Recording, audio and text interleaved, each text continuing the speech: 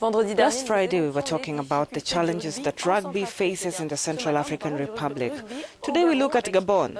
Jean Marc Laissy, you're the president of the Libreville Rugby Club. You have ambitions for your club as well as to the discipline. What are some of them? Depuis 3 ans, nous avons mis en place une fédération gabonaise de rugby. For 3 years till today, we have been able to put in place a rugby federation in Gabon. The federation was approved just recently. As a federation, we decided that elections will be conducted in every 3 months. So for the 2016-2017 season, we will have a team that will participate at various international competitions. In terms of rugby development programs in Gabon, we have allowed foreign players from Cameroon to join us.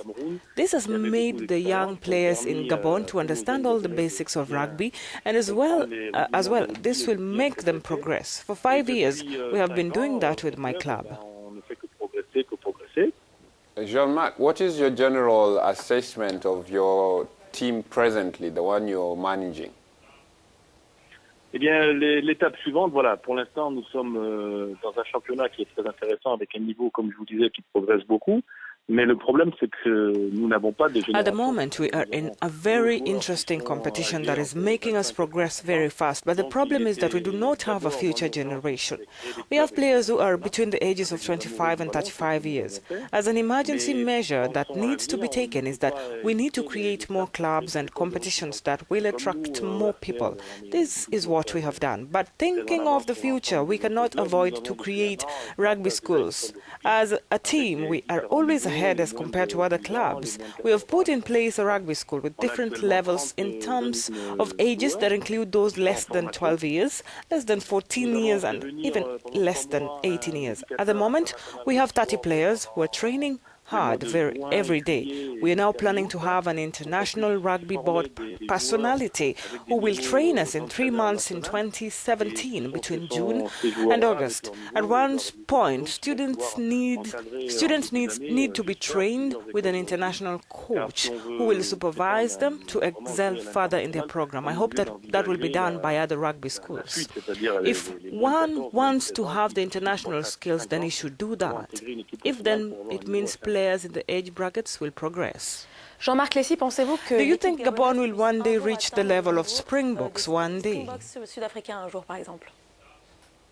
Ah ben le problème c'est que là c'est comme si vous me parliez de The problem is that we have a gap of 10 levels with the South African team that has a lot of fame, and that's unfortunate to us. The problem of South Africa is that given the qualification for the World Cup or Olympic Games, all African countries are forced to compete in the same championship to claim a position in participation at any World Cup competition or Olympic Games. The problem is that each time South Africa advances to become the leading team in Africa, they have to work extra, and that is actually consuming their time. You cannot manage to have a big team do that.